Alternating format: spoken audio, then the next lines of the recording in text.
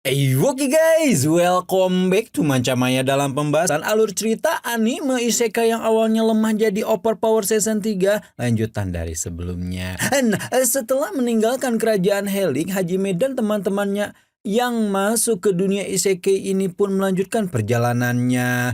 Di dalam pesawat melihat raut wajah Seiya yang muram, Tio pun menjelaskan kepada Liliana bahwa kemarahan gadis kelinci itu bukanlah disebabkan oleh sang tuan putri, melainkan karena pengalaman pahitnya dengan tentara kekaisaran Holzer. Merasa prihatin, Liliana menawarkan diri untuk membantu dan meminta Seiya menceritakan kisahnya sebelum permintaan yang kemudian didorong dengan lembut oleh Yue. Seiya akhirnya mulai mengenang tragedi yang menimpanya tepat sebelum bertemu Hajime, yaitu ketika kaumnya diusir dari Verbergen dan disergap oleh kekaisaran saat meninggalkan lautan pohon, menyebabkan banyak keluarganya terbunuh atau diculik di tengah serangan monster.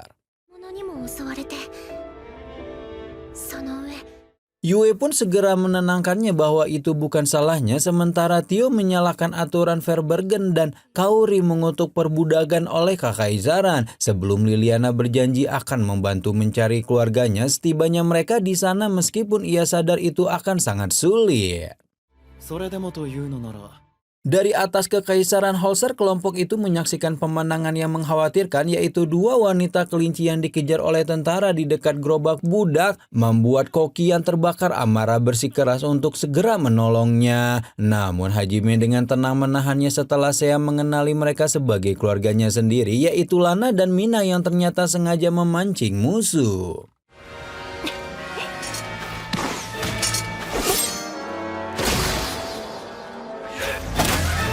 Dugaan Hajime terbukti benar ketika kedua wanita yang dikira rapuh itu malah membantai pasukan tentara dengan begitu mudahnya dan membuat semua orang begitu terperangah, sampai saya menjelaskan bahwa kekuatan mengerikan itu adalah hasil dari penelitian brutal Hajime. Nah, di tengah keterkejutan semua orang, Hajime menembak seorang prajurit yang mencoba menyerang dari belakang dan langsung mendapatkan hormat dari keluarga saya yang kini memanggilnya bos. Selesai menyaksikan kekuatan keluarga Haulia yang meningkat pesat, Hajime bersama Yue dan Seiya akhirnya menghampiri mereka untuk sebuah reuni yang telah lama ditunggu di dekat perbatasan kekaisaran Holzer. Par yang kini memperkenalkan dirinya sebagai butler sang Algojo menyambut Hajime dengan antusiasme tinggi, namun Hajime justru balik memuji perkembangan kekuatan mereka yang luar biasa. Di tengah suasana hangat itu, saya dengan cemas menanyakan keberadaan ayahnya yang kemudian dijawab dengan sebuah pengungkapan aneh saat satu persatu anggota klan mempertanyakan nama panggilan mereka yang terdengar berlebihan, yaitu mulai dari Lanain Verina, sang angin kencang, hingga Yorgandar, sang pedang sunyi. Puncaknya adalah ketika Butler menanyakan pilihan Hajime atas julukannya sendiri antara Rondo Maut Merah atau Badai Taring Putih, yang tentu saja langsung ditolak oleh Hajime yang kebingungan, namun penolakannya malah memicu perdebatan sengit di antara mereka tentang nama mana yang lebih cocok. Berpindah adegan ke jantung kekaisaran Holzer yang kejam, seorang penjaga penjara dengan kasar mendorong sesosok pria Haulia ke dalam selnya yang dingin dan gelap, memerintahkannya untuk masuk sembari mengisyaratkan bahwa siksaan akan dilanjutkan keesokan harinya. Pria tersebut adalah ayah dari Seiya yang meskipun tubuhnya babak belur, sorot matanya justru menyala dengan kobaran api dendam yang mengerikan. Ini bukanlah tatapan keputusasaan, melainkan sebuah tekad membara yang terpancar dari wajahnya, seolah bersumpah akan membalaskan setiap perbuatan keji yang diterima olehnya dan juga seluruh kaumnya di tangan kekaisaran. Di tengah perjalanan mereka melintasi jalanan kekaisaran Holzer yang penuh penindasan, sifat heroik Koki langsung tersulut saat melihat seorang penjaga hendak mencambuk budak setengah manusia yang terjatuh. Namun sebelum Koki sempat bertindak, cambuk itu secara misterius terlepas dari genggaman sang penjaga berkat campur tangan Hajime yang tak terlihat, yang kemudian dengan dingin memperingatkan Koki untuk tidak menimbulkan masalah. Koki yang kesal lantas mempertanyakan sikap Hajime yang seolah menutup mata, namun Hajime menegaskan bahwa saya adalah prioritas utamanya. Sebuah pernyataan yang membuat pipi gadis kelinci itu merona. Sementara Ryotaro dan Zusu menenangkan Koki, Tio mendekati Sujuku dan memberikan nasihat bijak sebagai sosok yang lebih tua, menyarankannya untuk lebih memanjakan diri sendiri karena sifatnya yang terlalu jeli dan tidak bisa membiarkan sesuatu begitu saja. Sebelum kemudian mengarahkan pandangannya pada Hajime sebagai sosok yang dengan senang hati akan melakukannya hal itu untuknya. Sementara di luar istana Holzer, kekacauan sengaja diciptakan oleh Koki dan kawan-kawan yang bertindak sebagai pengalih perhatian dengan kostum konyol mereka yang justru memberikan kesempatan sempurna bagi Hajime, Yue, dan Seiya untuk menyusup ke dalam ruang tahanan. Di sana mereka menemukan para anggota suku Haulia lainnya yang ternyata sedang asyik bertaruh tentang seberapa parah bos mereka akan terluka, bahkan dengan santai menjuluki Hajime sebagai Raja Iblis sejati. Hingga tiba-tiba setelah membebaskan mereka, suasana berubah drastis saat mereka mencapai sel ayah Seiya yang bernama Kem, yang meskipun dalam kondisi babak belur dan terpasung justru tanpa henti menghina dan memprovokasi para penjaganya dengan ejekan pedas yang membuat Seiya hanya bisa menunduk malu atas kelakuan ayahnya yang menggelo. Hajime yang sudah tidak tahan pun langsung melumpuhkan para penjaga dengan pistolnya sebelum akhirnya membebaskan Kem untuk bergabung dengan anggota suku lainnya yang telah diselamatkan. Suasana haru menyelimuti reuni antara Seiya dan sukunya yang berhasil selamat, namun ketenangan itu seketika pecah saat Shijuku tiba-tiba menyerang Hajime sebagai pelampiasan stresnya, diikuti dengan tatapan kesal dari Koki dan yang lainnya. Di tengah ketegangan itu, Kem, pemimpin klan Haulia alias bapaknya Seiya, berlutut di hadapan Hajime dan menyampaikan sebuah keputusan mutlak, yaitu bahwa klan Haulia akan mendeklarasikan perang terhadap kekaisaran Holzer. Seiya yang terkejut sontak menentang keras rencana itu, bahkan sampai mengangkat senjatanya pada klannya sendiri sebelum Hajime dengan sigap menenangkannya lewat cara yang unik dengan memegang ekor kelincinya. Kem kemudian menjelaskan bahwa kekaisaran kini mengincar seluruh ras manusia kelinci karena kekuatan baru mereka, sehingga satu-satunya cara untuk melindungi masa depan kaumnya adalah dengan melancarkan kampanye pembunuhan terhadap para pejabat penting, sebuah pertaruhan berbahaya yang harus mereka ambil demi keberlangsungan hidup mereka. Menyaksikan tekad ayahnya Seiya dan klan Haulia yang siap berperang demi kehormatan mereka, Seiya pun hanya bisa menunduk sedih sampai akhirnya Hajime setelah mendapatkan tatapan penuh dukungan dari Yue memutuskan untuk bertindak. Ia awalnya menyatakan tidak akan ikut bertarung, sebuah pernyataan yang sempat membuat Seiya salah paham. Sebelum kemudian Hajime menjelaskan bahwa ia tidak akan menjadi pelindung mereka, melainkan arsitek dari kemenangan mereka sendiri. Hajime lantas membuang rencana menyedihkan mereka, kemudian membakar semangat para kelinci dengan sebuah strategi gila, yaitu mengarahkan pedang mereka langsung ke leher kaisar dan menaklukkan istana kekaisaran dalam satu malam. Perintahnya untuk membuat siapapun yang menghalangi jalan mereka berhasil menyulut api juang di hati setiap anggota klan Haulia baru, dan di bawah sinar fajar yang mulai mereka, 122 pejuang kelinci itu pun bersorak siap untuk membuktikan bahwa mereka bukanlah sekumpulan bajingan kecil. Tepat di saat kelompok pahlawan tiba di gerbang istana kekaisaran Holzer, langkah mereka pun terhenti oleh kedatangan seorang pria yang memperkenalkan diri sebagai Great Half, komandan resimen ketiga. Namun, perhatiannya tidak tertuju pada Koki sang pahlawan, melainkan langsung terkunci kepada Seiya yang ia kenali sebagai salah satu manusia kelinci dari klan yang pernah ia bantai. Kenangan pahit itu seketika menghantam Seiya, terlebih saat Great dengan kejamnya menyeringai sambil memegang dagu gadis itu dan menyebut bagaimana ia menjual teman-temannya. Grid kemudian dengan angkuh meminta Koki untuk menyerahkan Seiya, namun sebelum Koki sempat berbuat banyak, Hajime sang penyimpang melangkah maju. Dengan tatapan sedingin es, Hajime menyebut Grid hanyalah seorang kacung dan memerintahkannya hanya untuk segera mengantar mereka masuk dan menegaskan bahwa mereka tidak punya waktu untuk meladeni orang sepertinya. Sikap dingin dan aura mengintimidasi Hajime sukses membuat Grid terdiam 1000 bahasa, sementara orang lain hanya bisa menghela napas lega.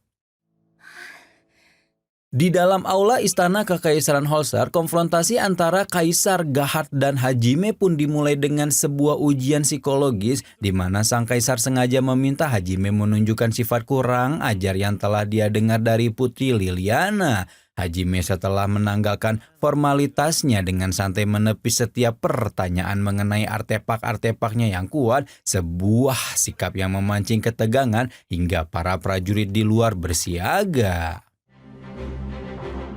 Namun, Gahat justru tertawa dan mengakui kekuatan Hajime sebagai monster sebelum perhatiannya beralih dengan licik kepada Seiya dan menyindir tentang para tahanan suku iblis yang kabur. Namun Hajime tetap tenang dan menegaskan hanya akan membantu jika ada cara untuk pulang, yang membuat Kaisar akhirnya mengakhiri audiensi dengan mengumumkan mengejutkan, yaitu pertunangan Liliana dengan putranya.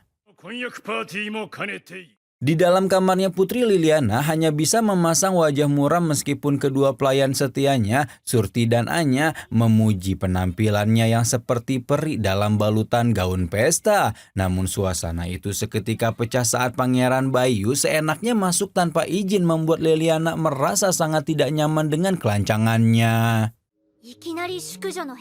Dengan angkuh, Bayus mengusir para pelayan yang ia sebut sebagai anjing penjaga, yaitu sebuah hinaan yang langsung dibantah oleh Liliana. Tidak terima dengan pembelaan itu, Bayus langsung bertindak kasar dengan meremas itu sang putri sebelum mendorongnya hingga terlentang di lantai, lalu mengungkapkan hasrat gelonya untuk melihat mata menantang itu tenggelam dalam penderitaan. Sebagai puncak dari kebiadabannya, ia merobek bagian gaun Liliana, membuatnya terisak ketakutan. Akan tetapi tepat sebelum hal yang tak terbayangkan terjadi, sesosok laba-laba logam kecil tiba-tiba muncul dan menyuntikkan sesuatu di leher Bayus dan membuatnya pingsan seketika di atas tubuh Liliana. Menyadari bahwa itu adalah salah satu ciptaan Hajime, Liliana pun menghela napas lega dan dalam hati mengucapkan terima kasih kepada penyelamatnya. Arigato. Menyusuri koridor megah istana Kekaisaran Holzer, kelompok Hajime bergerak dengan tujuan yang jelas menuju pesta pertunangan. Yue yang berjalan di sisinya menanyakan status persiapan mereka, yang dijawab oleh Hajime dengan sebuah seringai penuh keyakinan, seolah menganggap kekhawatiran Kaori mengenai kemungkinan adanya jebakan sebagai hal yang tidak berarti. Tio lalu menambahkan bahwa keramaian pesta malam itu justru menjadi keuntungan sempurna untuk mempermudah pergerakan mereka. Di tengah optimisme itu, hanya Seiya yang tidak bisa menyembunyikan raut cemas di wajahnya, sampai kemudian Yue dengan lembut menggenggam tangannya, diikuti oleh senyuman hangat dari Hajime dan Kaori yang berhasil menenangkan hatinya. Sementara di luar tembok istana, para prajurit suku kelinci memulai infiltrasi senyap mereka. Dengan semuanya telah siap, Hajime pun mengumumkan dimulainya pesta mereka yang sesungguhnya, yaitu sebuah pertarungan antara kekaisaran melawan kelinci terkuat. Di dalam aula istana Holzer yang semula dipenuhi dengan cahaya pesta, tiba-tiba saja lampu padam dan kepanikan menyebar di antara para tamu, sebelum kemudian ratusan panah melesat dari kegelapan menghujani Kaisar Gahat yang dengan cepat menangkisnya menggunakan pedang. Teriakan bingung bercampur dengan suara kepala prajurit berguguran saat suku Haulia muncul dari bayangan dan membantai tanpa ampun. Kaisar segera merapal sihir, menciptakan bola api dan dinding angin untuk menerangi serta melindungi dirinya, lalu melancarkan peluru api yang meledak ke segala arah. Namun Kem maju dengan amarah membara menantang sang kaisar secara langsung, pedang beradu dengan sihir api yang menggelegar, sementara Haulia lain terus menyerbu tanpa gentar. Kaisar tersenyum sinis melihat keberanian itu sekaligus tersedak oleh kecepatan mereka, sedangkan para bangsawan hanya bisa gemetar menyaksikan betapa manusia kelinci ternyata bukan sekedar budak lemah. Dan di tengah pertarungan sengit itulah langkah berat pasukan Grid mulai mendekat menuju aula istana. Di lorong menuju aula istana, saya muncul menghadang Grid dan pasukannya dengan palu raksasa di tangannya dan memperkenalkan dirinya sebagai Sea Haulia, yaitu kelinci yang dulu keluarganya dibantai oleh Grid. Saat seorang prajurit mencoba melewatinya, ia langsung dihantam keras hingga terkapar, membuat semua orang terkejut. Dengan kekuatan yang sangat edan, saya melempar palunya lalu menariknya kembali dengan rantai, menghancurkan barisan prajurit sekaligus memantulkan sihir mereka hingga membunuh rekan sendiri. Grid yang murka maju menyerang, namun pedangnya ditangkis dengan tendangan lalu tubuhnya dihajar pukulan telak hingga muntah darah. Tamengnya diremukan begitu saja sebelum ia dilempar ke udara dan dihantam palu sampai menembus kaca langit-langit istana. Sementara saya berdiri terengah namun lega karena akhirnya bisa sedikit membalaskan dendam keluarganya. Di dalam aula istana Holzer yang penuh ketegangan, Kem maju dengan dingin dan menuntut Kaisar Gahat bersumpah melalui kalung sumpah untuk membebaskan setengah manusia, melarang perbudakan, menjamin non-agresi terhadap pohon lautan, serta penegakan hukum atas semua itu. Namun sang Kaisar dengan angkuh menolak dan memilih perang. Sebagai balasan, Kem memerintahkan eksekusi Bayus di depan para tamu yang histeris, lalu memberi aba-aba pada klannya hingga ledakan menggoncang ibu kota dan menghancurkan barak tentara serta fasilitas militer satu demi satu, membuat wajah Kaisar yang awalnya keras perlahan berubah pucat saat menyadari setiap penolakannya justru menelan nyawa prajuritnya sendiri. Di dalam aula istana Holzer yang porak-poranda oleh ledakan demi ledakan suku Haulia, Kaisar akhirnya tak kuasa menahan tekanan dan dengan wajah geram ia mengakui kekalahannya dan menyatakan bahwa tuntutan mereka akan diterima asalkan penghancuran tanpa pandang bulu dihentikan. Kem berdiri tegap menuntut sumpah resmi dan dengan suara berat penuh gengsi yang runtuh, Kaisar bersumpah atas nama Kekaisaran Holzer untuk menghentikan penindasan, membuat para tamu terperangah sementara Hajime tersenyum puas. Lalu saya menoleh padanya dengan lega karena pertempuran mereka akhirnya berakhir.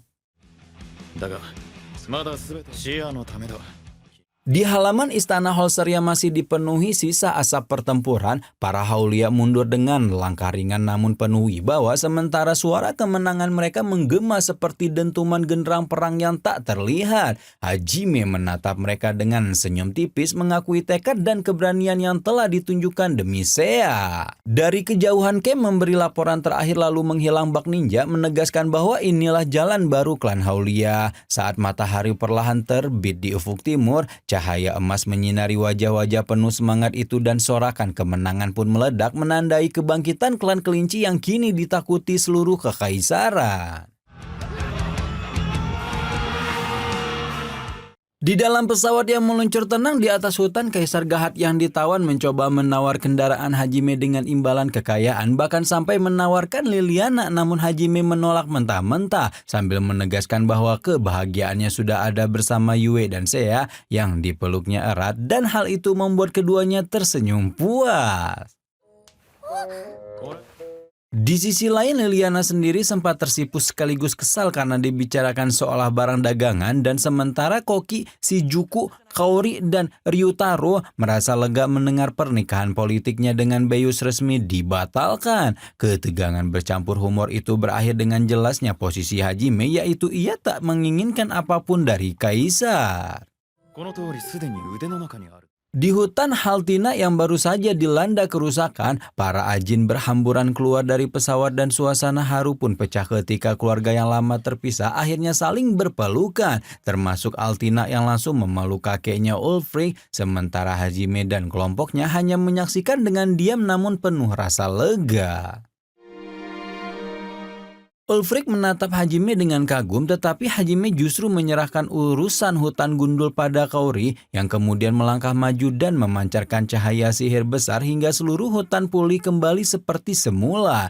Para ajin terperangah menyebutnya Dewi Penjaga Verbergen, membuat Kaori terkejut sekaligus kikuk, sedangkan Yue dan Tio menanggapinya dengan santai seolah kelahiran Dewi baru hanyalah hal biasa. Sementara saya ikut riang bersorak dan si Juku bersama Suju menilai Kaori kini tampak jauh lebih dewasa. Di lapangan Verbergen, Kem berdiri tegak dengan sorot mata penuh api, mengangkat tangannya memberi aba-aba hingga barisan Haulia muncul dengan membawa Sea serta para ajin kebingungan. Lalu dengan suara lantang ia menyuruhkan bahwa kemenangan atas kekaisaran hanyalah awal dan masa depan mereka tetap terancam bila terus pasrah, sehingga satu-satunya jalan adalah bangkit dan bertarung demi orang yang mereka cintai. Ia menegaskan bahwa manusia kelinci bukanlah makhluk terlemah. Haulia telah membuktikan kekuatan mereka dan siap mengajari siapapun yang ingin melawan. Sorak kagum mulai terdengar ketika ajin lain menyadari maksudnya, sementara Hajime menanggapi singkat ajakan Kem untuk meningkatkan peringkat klan itu. Yue menyindir pedas tentang punahnya kelinci baik hati di hutan, hingga Sea protes keras. Sedangkan Ulfric hanya bertanya apakah akan ada lebih banyak yang menjadi seperti Haulia.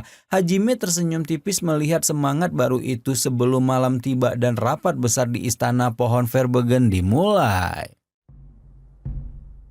Malam itu di ruang rapat istana pohon Verbergen, ketegangan memuncak ketika Zell menuding Kaisar Gahat sebagai pemimpin gagal, sementara Ulfric berusaha untuk menahan amarah para tetua dan mengingatkan bahwa sang kaisar hadir untuk membuktikan sumpahnya. Namun Gahat justru tetap arogan dan menantang mereka untuk membuatnya tunduk dengan kekuatan. Kem hanya terdiam menyaksikan. Liliana tampak gelisah dan Hajime yang sudah muak akhirnya berdiri mencibir kesombongan kaisar lalu membuka portal sihir untuk mengusirnya pulang. Gahat berteriak marah menyebut ini pertemuan bersejarah yang tak bisa diputus seenaknya, tetapi Hajime dengan dingin menegaskan bahwa kebencian berabad-abad tak akan hilang hanya dengan percakapan singkat, kemudian melemparkannya ke dalam portal meski sang kaisar masih meraung memanggil namanya. Liliana buru-buru meminta waktu untuk menjalankan tugas sebagai putri kerajaan sebelum kembali menemui mereka, dan Hajime pun setuju sambil memberi isyarat pada Kem bahwa pertemuan itu telah selesai.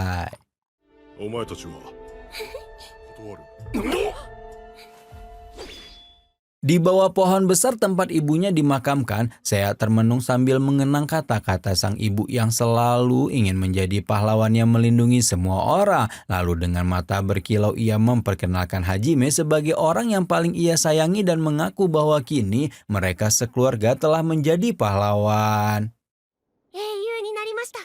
Hajime pun menatap pohon itu dengan tenang dan berterima kasih pada ibunya Sea karena telah melahirkan putri yang telah memberi warna dalam perjalanannya bersama dengan Yue, membuat Sea terharu hingga memeluk lengannya sambil bersikeras ingin membalaskan budi. Namun Hajime hanya memintanya tetap tertawa ceria seperti biasa, sebab itulah cahaya kelompok mereka.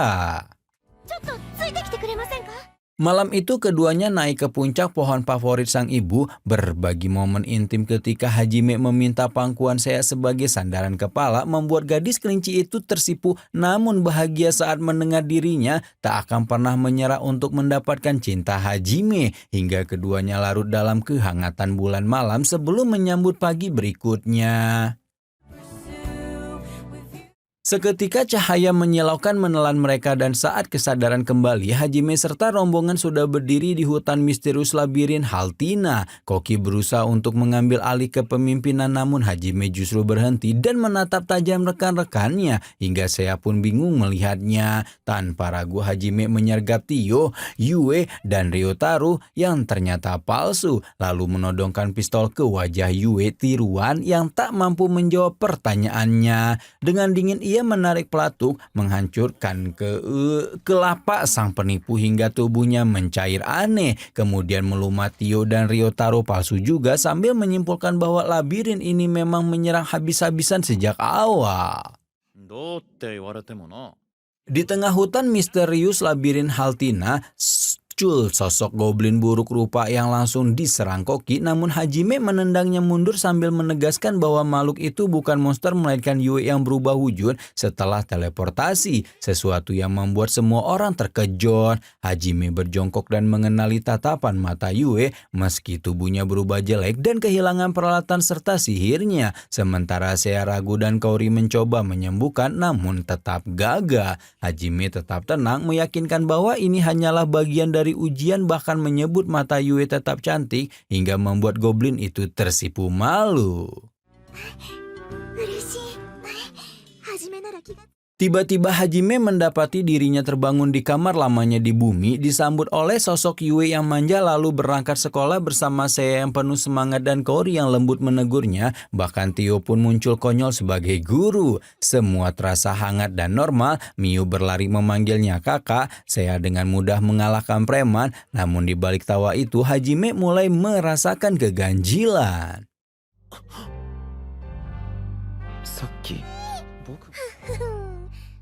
Saat malam tiba dan Yue ilusi memeluknya mesra, suara hatinya mengingatkan janji sejati dalam kegelapan terdalam. Ia sadar kebahagiaan ini palsu, menolak Yue ideal yang hanyalah boneka sempurna tanpa jiwa asli. Dengan tekad membara, ia menghancurkan dimensi tipuan itu melalui pemutus batas, menegaskan bahwa tak ada ilusi yang bisa menggantikan Yue dan rekan-rekannya yang nyata. Dengan napas berat namun mata yang mantap, Hajime akhirnya menghancurkan ilusi terakhir dan mendengar suara penguji labirin yang memanggil wujud Yue, menegaskan bahwa kebahagiaan sejati lahir dari kenyataan pahit, bukan dari mimpi manis semu, dan sesuatu yang ia tolak dengan dingin sebelum tubuh palsu itu larut menjadi cahaya dan menelannya. Saat kesadarannya kembali, ia terbangun di ruang kristal amber labirin Haltina, terkejut melihat Yue tertidur dalam peti transparan berkilau seperti batu permata kuno. Sementara Seiya, Tio, Kaori, Kouki, Shijuku, Suju, dan Ryotaro juga terperangkap dalam keadaan sama. Kesunyian ruang itu terasa mencekam sekaligus sakral, seolah menandai awal dari ujian berikutnya yang disebut sebagai ujian kejam. Di dalam ruang sunyi yang dipenuhi peti amber, Hajime duduk di tepi tempat Yue terbaring sambil menunggu dengan sabar, berharap bisa mendengar suara kekasihnya lagi. Saat cahaya lembut memecah kristal yang membungkus Yue, ia segera meraih tubuh rapuh itu dan menyentuh wajahnya dengan penuh kerinduan. Yue membuka mata dengan tatapan ragu, mencoba memastikan apakah sosok di hadapannya benar-benar Hajime atau hanya ilusi lain dari labirin. Namun ketika merasakan kehangatan, pelukan dan keyakinan yang dipancarkan pria itu, ia pun percaya bahwa yang memeluknya adalah Hajime palsu. Hajime palsu, Hajime asli, lalu membalas dekapannya dengan erat. Astagfirullah. Di dalam lorong pohon agung urat, kelompok Hajime tiba-tiba disergap hujan lendir aneh yang ternyata berasal dari slime tersembunyi. Makhluk itu begitu licik hingga tak terdeteksi oleh mata iblis Hajime. Saat lendirnya mengenai tubuh mereka, efek afrodisiak segera membuat sebagian besar anggota kehilangan kendali. Koki dan Ryotaro memerah karena melihat tubuh teman-temannya yang basah. Sementara Yue, Seiya, dan Kaori mulai terhuyung dengan tatapan penuh hasrat.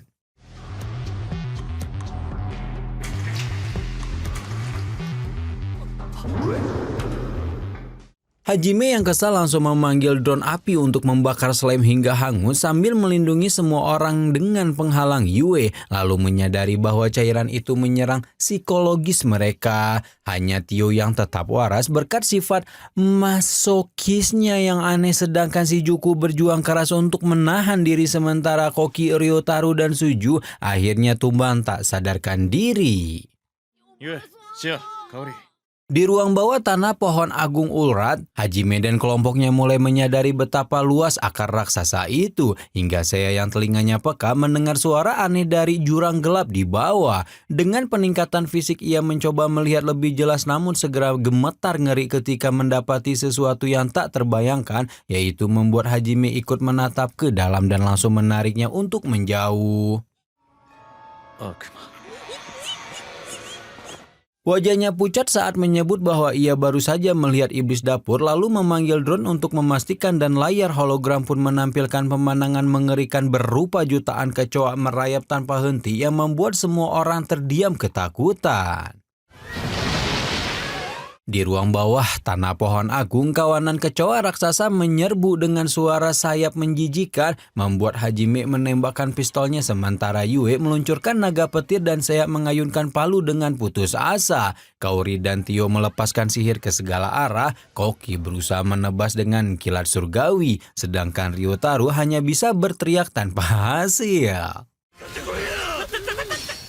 Suju yang ketakutan memaksakan penghalang Suci hingga akhirnya pingsan dan membuat Koki panik sementara si Juku hampir kehilangan akal sehatnya karena fobia kecoa. Ketika Yue memperkuat pertahanan sesuai permintaan Hajime dan Kaori mencoba menenangkan si Juku yang mulai meracau tentang wijen hitam, kawanan kecoa itu tiba-tiba terbang membentuk lingkaran sihir besar yang membuat semua orang terdiam ngeri. Di ruang bawah tanah pohon agung, Hajime terkejut melihat kawanan kecoa raksasa bergerak membentuk lingkaran sihir yang berkilau, lalu dari pusaran kecilnya muncul sosok kecoa humanoid yang membuat semua orang terdiam ngeri. Ia segera mengangkat pistolnya, namun cahaya aneh dari lingkaran itu menyambar dan mempengaruhi pikirannya. Dalam kebingungan, Hajime menoleh pada Yue dengan tatapan tajam dan seketika keduanya merasakan dorongan kebencian mendalam hingga saling menyatakan bahwa mereka benar-benar membenci satu sama lain. Ketegangan itu menggoncang seluruh kelompok, menandakan awal manipulasi berbahaya yang bisa memecah belah ikatan mereka. Di dalam lorong gelap pohon agung Haltina, kelompok Hajime dikepung kecoa humanoid yang memancarkan sihir aneh hingga emosi mereka terbalik, membuat Hajime dan Yue yang biasanya saling mencintai justru melotot penuh kebencian. Saya panik mencoba menengahi namun malah dipenuhi dorongan membunuh, sementara Koki maju melindungi Hajime dengan sikap penuh amarah. Hajime cepat menyadari bahwa sihir itu membalikan perasaan sesuai kekuatan aslinya dan Yue meski enggan mengakui tetap bersependapat dengannya. Tio menilai ujian ini kotor karena semakin kuat ikatan mereka maka semakin besar kebencian yang muncul. Sedangkan Kaori justru menatap monster kecoa itu dengan tatapan gemas seolah makhluk menjijikan itu tampak menggemaskan baginya. Di tengah medan pertempuran labirin yang dipenuhi dengan kawanan kecoa raksasa, Kaori sempat goyah karena merasa kekuatannya hanyalah pinjaman. Namun Tio menegaskan bahwa setiap tetes tenaga yang ia miliki adalah hasil pengorbanan tubuhnya sendiri dan layak untuk dibanggakan. Dengan sihir naga hitamnya, Tio menghancurkan monster yang mengancam lalu menyanjung Seiya sebagai sosok dengan semangat pahlawan sejati dan membuat Kaori merenung akhirnya kembali bertekad. Ia pun menebas musuh dengan pedangnya, berlari melindungi Sujuku dari serangan dan mengulurkan tangan pada sahabatnya sambil menyatakan bahwa tidak ada waktu untuk berhenti bertarung. Di langit pohon agung urat, Hajime dan Yue dikepung pasukan kecoa raksasa yang terus beregenerasi dengan lingkaran sihir, memuntukkan cairan busuk yang bahkan mampu melelehkan akar pohon. Hajime melepaskan drone tempurnya sambil menembaki musuh, sementara Yue memanggil naga-naga elemen untuk menghancurkan lingkaran sihir dan membantu sebagian kawanan, namun luka di lengannya membuatnya terengah. Meski saling mengejek dan berpura-pura membenci, keduanya justru saling melindungi dengan serangan berlapis yang menyingkap kerjasama sempurna. Saat Yue mulai menyiapkan sihir pamungkasnya, Hajime bersumpah tidak akan membiarkan satupun kecoa menyentuhnya.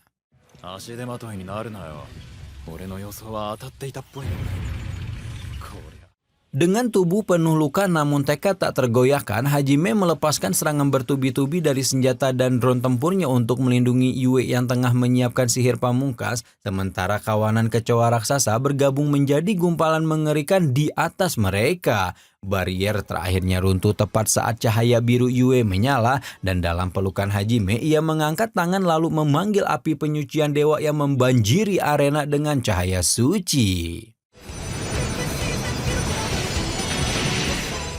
Ledakan itu melenyapkan seluruh kecoa beserta sumber kekuatan mereka, membuat Seiya, Tio, Kaori, Sujuku, hingga Koki dan Suzu terdiam takjub menyaksikan kedahsyatan Yue. Ketika debu mereda, Hajime tersenyum lega sambil menggendong Yue, yakin bahwa pertarungan neraka ini akhirnya telah berakhir. ティオさんがかっこよくて、大丈夫でしたか？ Di puncak pohon agung Haltina, Hajime dan kelompoknya disambut pemandangan asri dengan sebuah kastil megah. Namun ketenangan itu pecah ketika batang pohon terbuka dan menambahkan sosok Dewi Haltina yang agung. Ia memuji perjuangan mereka melewati ujian berat, lalu menjelaskan bahwa sihir evolusi bukan hanya meningkatkan kekuatan, melainkan jalan menuju konsep sihir para dewa yang lahir dari tekad ekstrim. あなた方はあなた方に最大限 Hajime tertegun saat mendengar bahwa gabungan 7 pembebas hanya mampu menciptakan 3 konsep mantra sebelum akhirnya Dewi Haltina menghadiahkan kompas pemandu abadi yang mampu menunjukkan apapun yang diinginkan, bahkan dunia lain sekalipun. Momen itu membuat seluruh kelompok terdiam antara kagum dan terkejut, sementara Hajime merasakan secercah harapan baru terhadap tujuannya kembali ke bumi. Di reruntuhan labirin yang sunyi, cahaya lembut memancar dari prasasti ketika Dewi Haltina mengulurkan sebuah artefak berbentuk kompas berkilau, menyebutnya sebagai kompas pemandu abadi yang mampu menunjukkan jalan menuju apapun yang diinginkan oleh hati. Hajime tertegun saat mendengar penjelasan bahwa benda itu bisa menuntunnya pada seseorang, harta tersembunyi, bahkan dunia lain sekalipun. Sementara Yue menatapnya dengan sorot penuh makna. Saat Dewi kemudian menutup mata dengan tenang, meninggalkan pesan agar mereka memilih masa depan dengan kehendak bebas sebelum wujudnya perlahan menghilang.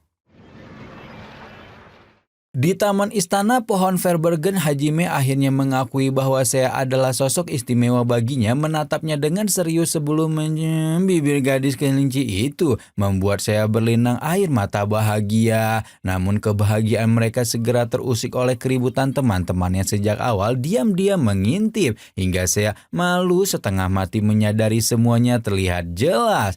Tio bahkan menggoda dengan pertanyaan tak senonoh sebelum Yue melemparkan petir untuk menyingkirkannya, lalu merangkul Seiya dengan senyum tulus. Dalam pelukan Yue yang hangat, Seiya menangis penuh rasa syukur karena akhirnya diterima sepenuhnya sebagai bagian dari keluarga mereka.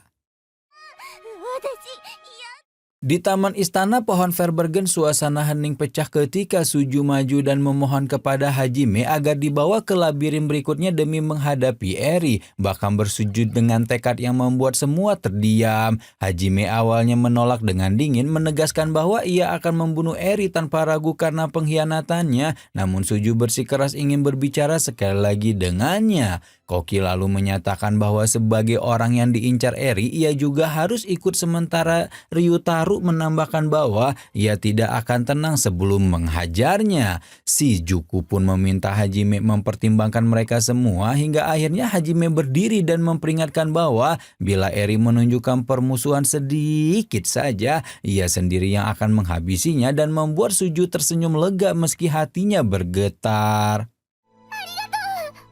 Di kedalaman kerajaan iblis Garland, Eri dengan penuh kebanggaan memperlihatkan pasukan Chimera ciptaannya, makhluk mengerikan hasil gabungan mayit manusia dan setengah manusia yang kini memiliki kekuatan fisik luar biasa serta mampu menggunakan sihir. Fred menatap mereka dengan rasa terganggu, menyebutkan makhluk menyedihkan namun tetap mengakui kekuatan yang mereka miliki. Eri mendekat sambil berpura-pura lemah, lalu menyunggingkan senyuman bahwa semua ini tumbuh berkat bantuan Fred. Sementara ia sendiri sudah tak sabar untuk menantikan pesta pertemuan kembali dengan Hajime dan kawan-kawannya. Senyumnya berubah menyeramkan ketika tawa liciknya menggema di ruangan gelap itu.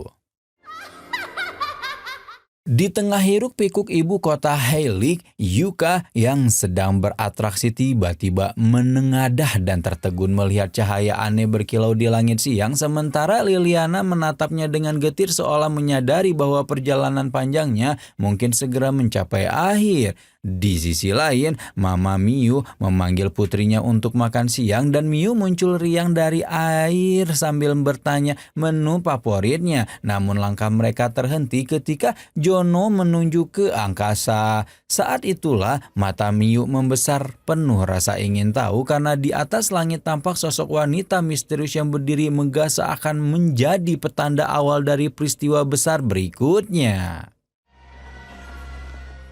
Di hutan sunyi Verbergen, si Juku berlatih pedang seorang diri hingga Hajime muncul dan melemparkan handuk kepadanya, membuat gadis itu panik sekaligus malu karena keringatnya. Ia mencoba menutupi kegugupannya, namun Hajime yang curiga justru meminta pedang hitamnya untuk diperiksa. Dengan sihir evolusi, Hajime memperkuat pedang tersebut hingga jauh lebih hebat dari sebelumnya. Sementara si Juku hanya bisa menatap punggungnya dengan senyum lembut. Dalam ketenangan malam itu, rasa hangat memenuhi hatinya hingga perlahan ia terlelap.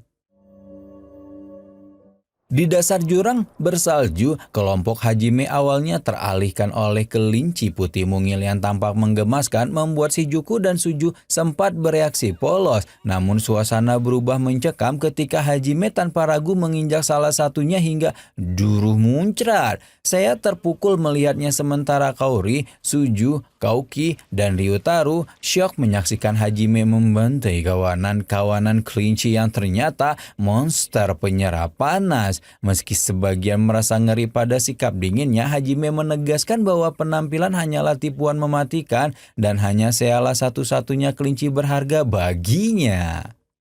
そうですね。 Di persimpangan jalan bersalju, Hajime menatap kompasnya dan memutuskan mereka harus bergerak melawan angin sakal, sementara Tio sudah bersiap dengan sihirnya namun dihentikan oleh Suju yang maju dengan percaya diri. Dengan kipas kembarnya, Suju membuktikan perkembangan kekuatannya dan menciptakan barrier kokoh yang mampu menahan badai salju, membuat Hajime mengakui ini sebagai latihan berharga sebelum pertarungan sungguhan. Tio dan Yue terkesan melihat hasilnya, sementara Suju tersenyum bangga ketika seluruh kelompok berjalan menembus badai di bawah perlindungannya hingga akhirnya cahaya gerbang misterius tampak di ujung jalan. Di dalam ruang utama gua es, seekor kura-kura es raksasa muncul dengan mata merah menyala dan membuat Hajime menahan gerombolan monster kecil, sementara Koki, si Juku, Ryotaro, dan Suju maju menghadapi bos itu. Koki menyerang matanya dengan tebasan kilat surgawi, Suju menahan laser mematikan dengan bariernya, sementara si Juku menebas kaki-kakinya hingga goyah dan Ryotaro menghantam kepalanya dengan tinju gravitasi. Saat monster itu terhuyung lemah, Koki memusatkan seluruh tekadnya lalu melepaskan jurus pamungkas kemarahan dewa tepat ke batu sihir di kepalanya hingga tubuh raksasa itu hancur meleleh menjadi salju biasa.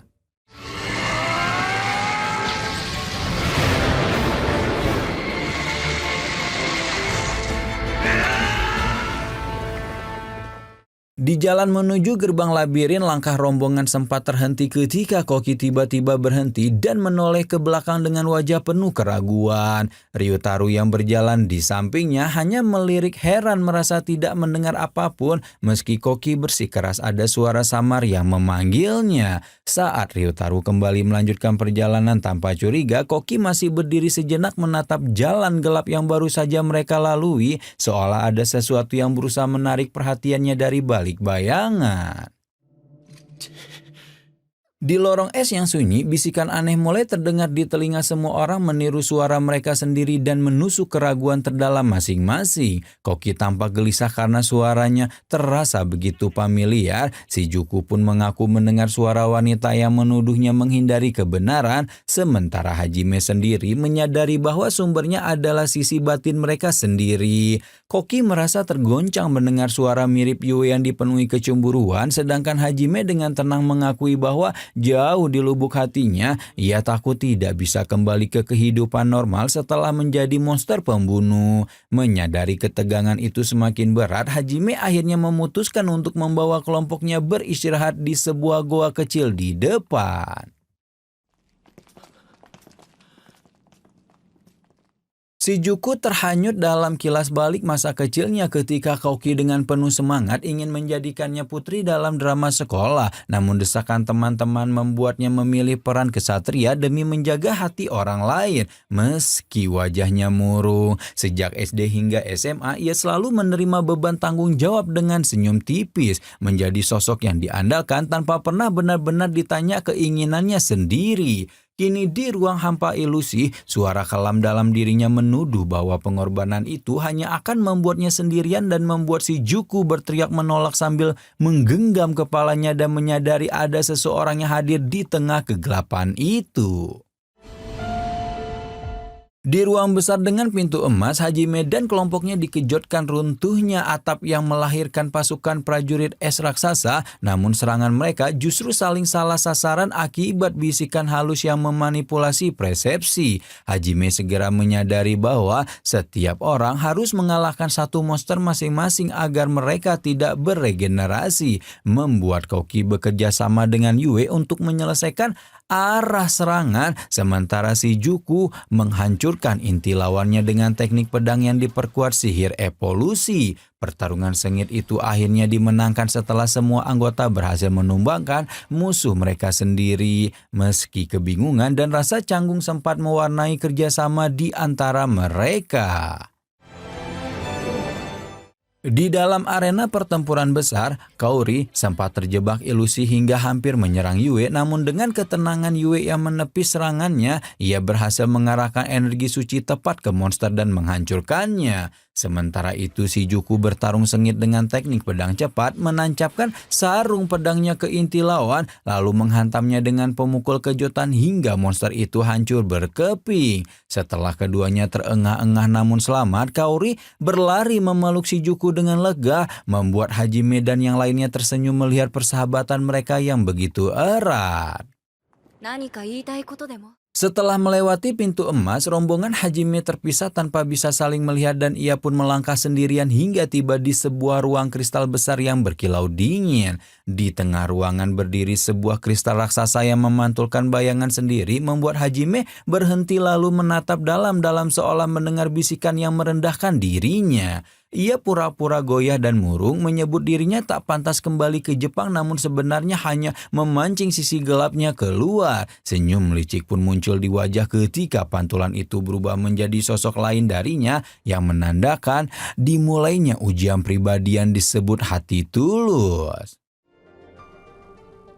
Di dalam ruang kristal yang berkilau dingin, Hajime berhadapan dengan sisi kelam dirinya sendiri. Keduanya saling menodong pistol lalu melepaskan tembakan hingga stalaktit runtuh dan ledakan bom menggoncang ruangan. Pertarungan jarak dekat pun pecah, pedang sihir beradu dan wajah mereka sama-sama tergores, sementara sisi kelamnya terus menekan dengan kata-kata tentang darah di tangan Hajime, rasa takut ditolak dunia asalnya, hingga keraguannya pada cinta terhadap Yue. Meski sempat terdiam mendengar tuduhan bahwa ia hanya bergantung kepada Yue sebagai jaminan hidup, Hajime tetap tenang dan akhirnya membalikan keadaan dengan tembakan telak yang membuat bayangan dirinya terpental. Namun bahkan saat terpojok, sisi kelam itu masih mengejek bahwa semua yang ia katakan adalah kebenaran tersembunyi di hati Hajime.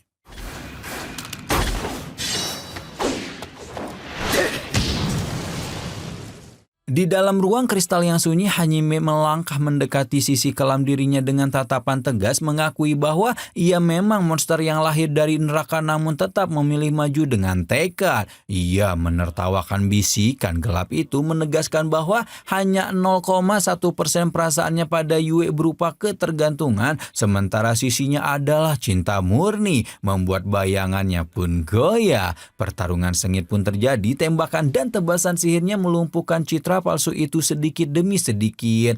Pada akhirnya Hajime menyadari bahwa lawan di hadapannya hanyalah dirinya yang lama, sosok lemah kurang dari 1 jam lalu, dan karena ia telah berkembang melewati titik itu, maka sisi kelamnya pun runtuh tak berdaya. Di sisi lain, di dalam ruang kristal yang sunyi, Shijuku berhadapan dengan sisi kelam dirinya yang menyerang tanpa ampun, menyingkap keinginan terpendam untuk hidup feminim, rasa takut akan kematian, hingga cinta terlarangnya pada Hajime. Pertarungan pedang mereka berlangsung sengit, gerakan kilat saling bertukar, namun sisi gelapnya selalu lebih unggul dan terus mengiris harga diri Shijuku. Luka demi luka membuatnya gemetar dan hampir menyerah ketika tuduhan sebagai pengkhianat dan pengecut dilontarkan, terutama saat kebenaran pahit tentang perasaan cintanya pada kekasih sahabatnya dipaksa keluar. Dalam keputusasaannya itu, Shijuku hanya bisa menahan sakit sambil jatuh semakin dalam ke jurang batinnya sendiri. Di dalam ruang kristal yang sunyi, Shijuku terhantam tendangan keras dari sisi kelamnya hingga tubuhnya terbanting ke dinding, membuat pikirannya goyah dan hatinya runtuh. Bayangan dirinya menuduh bahwa hidupnya hanya berisi kemalangan dan kini akan berakhir karena terlalu menekan diri sendiri. Sementara Shijuku jatuh duduk dengan air mata yang tak terbendung. Ia merasa bodoh, putus asa, dan hanya mampu merintih bahwa ia belum ingin mati sambil memohon pertolongan yang tak kunjung datang. Namun sisi kelam itu tetap maju tanpa belas kasihan, mengangkat pedang bercahaya seolah siap mengakhiri segalanya ketika Shijuku akhirnya menutup mata pasrah. Namun serangan itu tiba-tiba tertahan oleh tangan Hajime yang muncul tepat waktu. Shijuku terkejut saat membuka mata dan melihat Hajime berdiri di hadapannya, menahan tebasan sekaligus membuat sisi kelamnya kebingungan karena merasa mustahil ini hanya ilusi labirin. Dengan langkah tenang namun penuh keyakinan, Hajime merengkuh Shijuku ke dalam pelukannya, seakan menegaskan bahwa ia datang bukan hanya untuk melindungi tubuhnya, tetapi juga hatinya yang hampir runtuh. Shijuku pun tergoncang oleh kehangatan itu, menyadari bahwa Nagumo benar-benar hadir di sisinya saat ia paling rapuh. Jatuh ke dalam jurang putus asa ketika sisi kelamnya mengangkat pedang untuk menghabisinya, namun Hajime muncul tepat waktu dengan sorot mata dingin yang penuh dengan keyakinan. Dengan sihirnya ia menghancurkan pedang bayangan itu, membuat sosok gelap Shijuku terhuyung mundur seolah kehilangan kekuatan. Hajime kemudian menyalakan proyektil dari armor tangannya, seakan memaksa bayangan itu untuk diam dan berhenti meracuni hati Shijuku. Kehadirannya bukan hanya menyelamatkan nyawa, tetapi juga menenangkan jiwa Shijuku agar mampu menghadapi ujian berat ini. Di area ujian yang sunyi, Shijuku akhirnya menatap sisi kelam dirinya dengan tekad baru, menyadari bahwa ia tak lagi ingin lari dari perasaan maupun kelemahannya. Ia mengakui bahwa selama ini banyak hal yang ditekan, namun justru semua pengalaman itu memberikannya kekuatan untuk maju. Bahkan jika cintanya pada Hajime hanya bertepuk sebelah tangan. Dengan kuda-kuda mantap ia menyalurkan seluruh semangat pada satu tebasan terakhir. Rambutnya tergerai saat bayangan gelapnya lenyap menjadi cahaya. Hajime muncul dan memujinya dengan senyum menggoda, membuat Shijuku yang kelelahan jatuh ke pelukannya sambil terkekeh nakal sebelum suara gemuruh kembali mengingatkan mereka bahwa ujian belum sepenuhnya usai. Setelah pintu baru labirin terbuka, Shijuku yang kelelahan meminta Hajime mengendongnya di punggung sambil dengan jujur mengakui bahwa ia ingin berhenti menahan diri. Ia lalu meminta dibuatkan ikat rambut artefak dengan sihir regenerasi dan Hajime pun menciptakan hiasan sederhana yang membuat Shijuku tampak semakin anggun. Saat digendong, Shijuku menunjukkan telapak tangannya yang penuh kepalan dan merasa tak feminim, namun Hajime menilai tangannya itu indah karena mencerminkan kekuatan sejati. Dengan senyum lembut, Shijuku berterima kasih atas penyelamatan Hajime dan akhirnya mengakui bahwa ia jatuh cinta padanya meski sadar akan Kaori, bertekad untuk jujur pada semua orang ketika mereka bertemu kembali. Di arena ujian yang kelam, Suju terjebak dalam sihir sisi gelap dirinya yang menuduhnya hanya tersenyum demi menutupi kesepian dan bersalah karena mengabaikan Eri, membuatnya tersungkur di antara cermin-cermin ilusi. Meski hatinya diguncang oleh kenyataan pahit bahwa ia menutup mata terhadap sahabatnya, Suju bangkit dengan tekad baru mengakui kelemahannya, namun memilih untuk maju. Dengan kipas di tangannya, ia memanggil kekuatan pamungkas, meledakkan barier sisi kelam hingga lenyap dalam cahaya bunga bercahaya. Terpental dan jatuh pingsan, Suju tersenyum tipis berharap perasaannya mampu menjangkau Eri.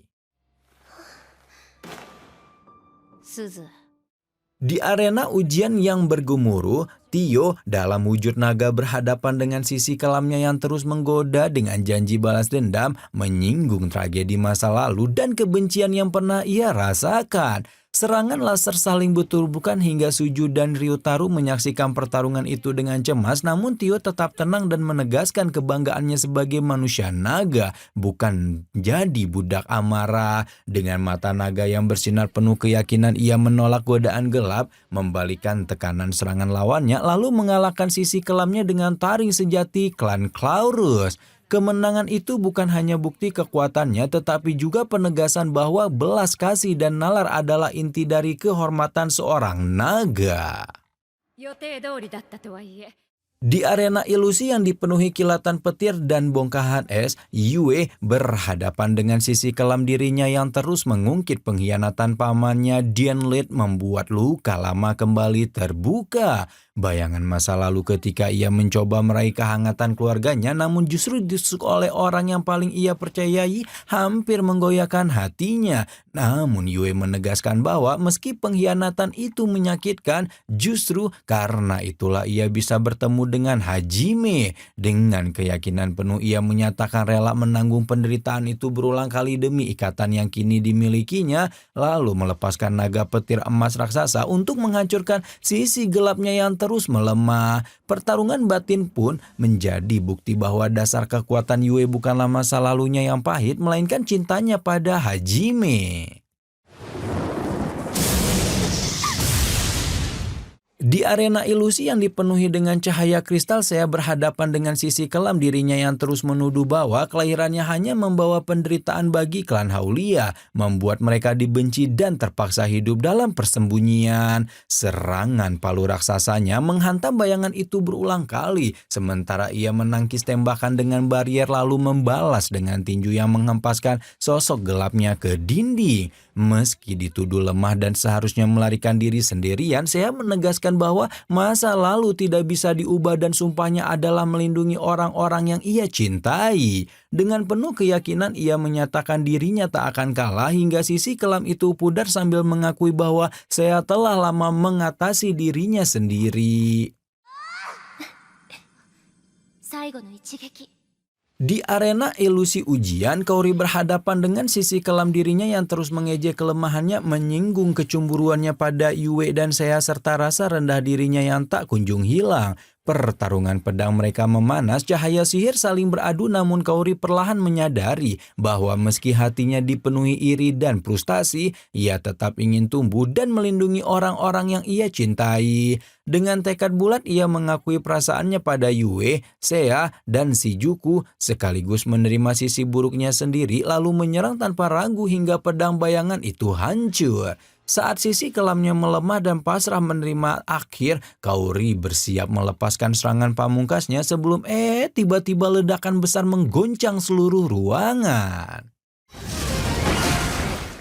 Di arena ujian Kaori, Yue yang baru saja mengalahkan sisi kelamnya tampak goyah ketika menyebut akan menyerahkan Hajime pada Seiya jika dirinya jatuh. Namun Seiya menamparnya dan menyebut ucapan itu sebagai pengecut sehingga pertengkaran mereka berubah menjadi duel sengit. Palu raksasa Seiya menghantam sihir es dan petir Yue, hinaan tentang dedak kecil hingga sebutan nenek kuno berbalas dengan ejekan kelinci menjijikan dan mesum membuat ruangan bergoncang akibat benturan kekuatan mereka. Kaori yang masih bertaruh dengan sisi kelamnya hanya bisa terdiam melihat keduanya saling serang penuh emosi. Namun di balik amarah itu jelas terlihat betapa kuatnya ikatan dan kepedulian mereka terhadap Hajime. そのことが言えるかどう反省しろや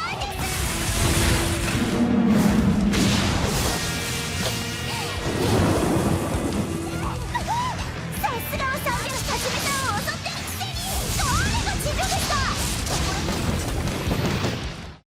Arena ujian Kaori yang hancur dipenuhi debu dan retakan ketika Seiya dengan air mata bercucuran menolak keras permintaan menyedihkan Yue dan bersikeras bahwa mereka harus menghadapi masa depan bersama. Tangisannya menggoncang hati Yue hingga sang vampir akhirnya menyadari kesalahannya, lalu bangkit dengan senyum tulus dan memeluk Seiya sambil berjanji akan terus tinggal bersama Hajime dan teman-temannya. Momen haru itu pecah oleh Kaori yang duduk bete di sudut reruntuhan, menegur keduanya karena membuat lokasi ujiannya berantakan sehingga Yue dan Seiya hanya bisa membuang muka merasa bersalah.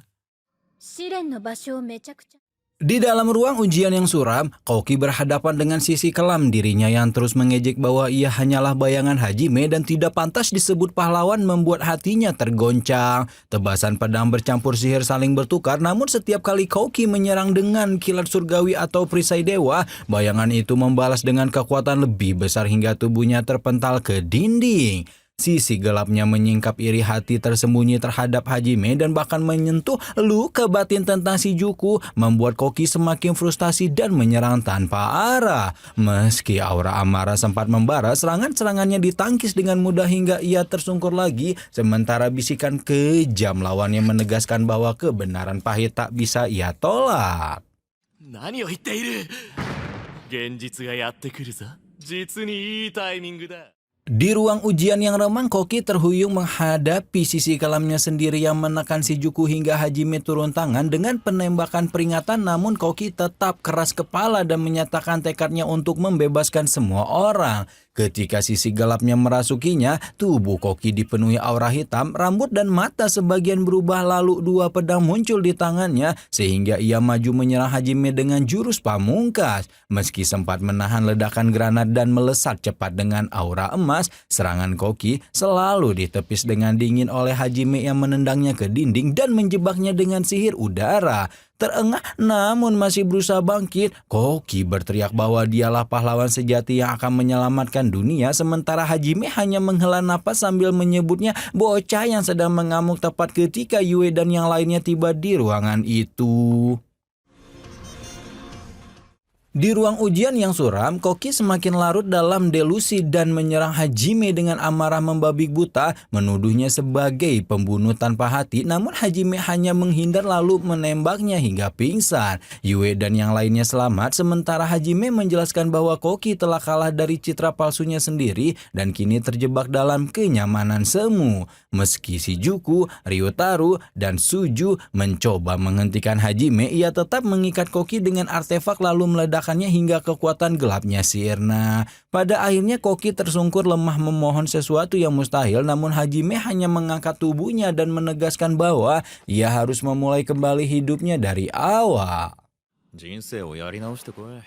Di ruang ujian Koki yang porak-poranda, Hajime memastikan Yue baik-baik saja sementara Kaori sibuk menyembuhkan Koki yang babak belur, meski Hajime menegaskan agar ia tidak disadarkan sepenuhnya karena ujian gagal. Ryutaru dan Suju menatap sedih namun tetap berharap Koki bisa mencoba lagi, lalu Shijuku tiba-tiba mendekat dan memeluk lengan Hajime dengan wajah merona. Di hadapan semua orang ia mengungkapkan perasaannya bahwa mencium pipinya sebagai bukti kesungguhan hatinya membuat Yue, Seiya, Tio, dan Kaori terkejut. Namun Kaori justru tersenyum lembut dan menerima pengakuan itu dengan tulus, sementara Shijuku bertekad untuk jujur pada dirinya sendiri dan berusaha demi cintanya pada Hajime sebelum mereka semua kembali melangkah maju.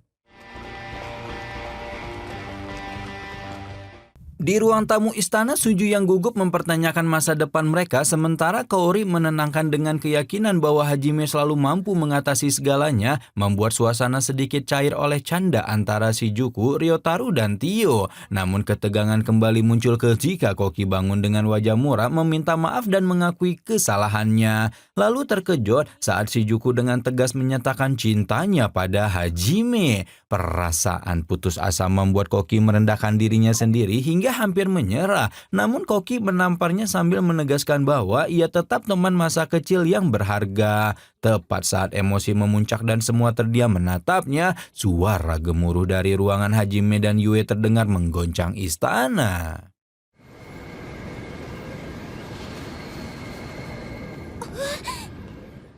Di ruang ritual istana yang bergetar oleh gemuruh sihir, Hajime dan Yue berlutut saling berhadapan dengan mata terpejam menggenggam batu artefak mentah yang memancarkan cahaya menyilaukan. Sementara Seiya, Kaori, Shijuku, Tio, Suju, Ryotaro, dan Koki menyaksikan dengan cemas. Dari pusaran energi itu muncul kenangan pahit Hajime di labirin Orcus saat ia jatuh ke jurang dan hampir dimangsa oleh monster. Namun tekadnya untuk pulang membuatnya bangkit dan terus bertahan hingga membuat merasakan emosinya. Ketika ingatan itu memuncak menjadi kenyataan bulat untuk kembali ke tanah airnya, cahaya berubah menjadi sebuah kunci bersinar yang membuka jalan menuju harapan. Ritual pun berakhir dengan Hajime dan Yue tertidur bergandengan tangan, sementara rekan-rekannya bergegas menghampiri mereka dengan rasa lega bercampur kagum. Seiya, Shijuku, Kaori, dan Tio bergegas mendekat dengan wajah cemas ketika Hajime dan Yue terbaring tak sadarkan diri. Lalu Kaori segera menyalurkan sihir penyembuhan hingga keduanya perlahan membuka mata. Hajime menerima kunci dari Kaori dengan tatapan serius, menyadari kekuatan besar yang mirip kompas pemandu abadi, sementara Yue mengangguk yakin bahwa konsepnya kini sudah jelas. Dengan penuh tekad, Hajime mengangkat kunci itu tinggi dan memutarnya. Cahaya lembut memancar hingga sebuah portal kecil terbuka sebelum ia hentikan. Semua orang tertegun lalu bersorak lega karena jalan pulang ke Jepang benar-benar terbukti ada, membuat suasana ruang ritual berubah menjadi penuh harapan sebelum mereka kembali ke ruang tamu dengan senyum kemenangan. 親切なことにしねえぞもうすぐだ Di markas pasukan iblis yang suram, Fred berdiri bersama Eri sambil menatap barisan makhluk aneh yang memenuhi daratan luas. Pasukan itu bukanlah manusia atau iblis biasa, melainkan malaikat tanpa emosi dengan wajah kosong dan gerakan seragam. Jumlahnya begitu banyak hingga tampak seperti lautan tak berujung. Eri tersenyum puas melihat hasil eksperimennya, sementara Fred dengan dingin memandang ke depan seolah menantang dunia, menyiratkan bahwa semua ini dipersiapkan khusus untuk menghadapi sang penyimpang dan kawan-kawannya. Waduh, gimana menurut kalian guys? Apakah bakal keluar nih season 4-nya abis ini? Ini kita udah tamat ya season 3-nya ya guys ya. Karena kan kita di sini tuh uploadnya per season langsung, bukan per episode kayak di Cakradiva sama Ginosis ya guys ya. Gimana menurut kalian? Apakah nanti bakal ada season 4-nya? Rama di sini pamit. Bye-bye.